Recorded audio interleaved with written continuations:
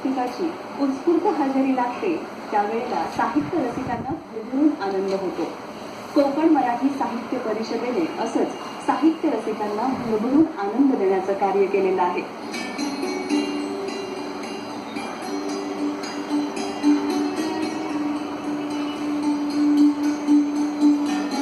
कोकण मराठी साहित्य परिषद मुंबई उपनगर जिल्हा मृदुता फाउंडेशन आणि विश्वभर यांच्या संयुक्त विद्यमाने साहित्य संध्या या कार्यक्रमाचे आयोजन करण्यात आले.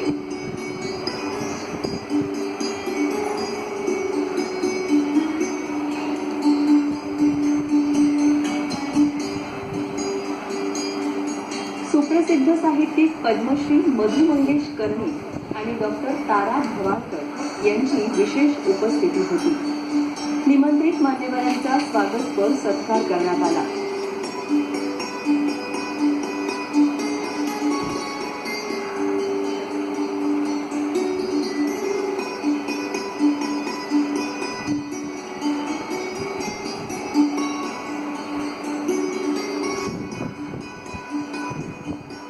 लता गुठे लिखित भिंतींची शाळा या कुमारकथा संग्रहाचे प्रकाशन मान्यवरांच्या हस्ते झाले आणि निसर्गाचा अतिशय भावपूर्ण आणि सुंदर वर्णन त्यांच्या अनेक कवितांमध्ये आपल्याला आढळते.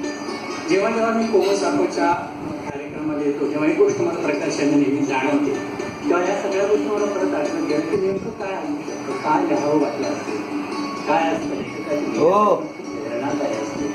अमेरिकेतील आल्या का इकडं बराचसा वाळवंटी प्रदेश, त्यातून मे महिना म्हणजे रत्नगिरी महिना हो जागोजागी गाडीचे टायर काळे किरकोळ कुठे फुटून गेलेले दिसत होते.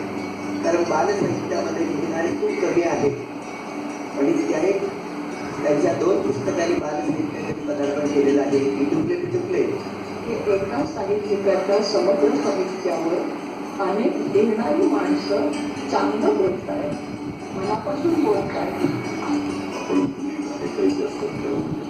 आजची सगळी भाषणं चांगली झाली. रेखा नार्वेकर यांच्या साहित्यावर आयोजित मुक्त संवादात माधवी कुंटे, रविराज गंधे, गौरी कुलकर्णी आदी मान्यवरांचा सहभाग होता. कथालेखन स्पर्धेतील यशस्वी कथाकारांना पारितोषिक देऊन गौरवण्यात आले.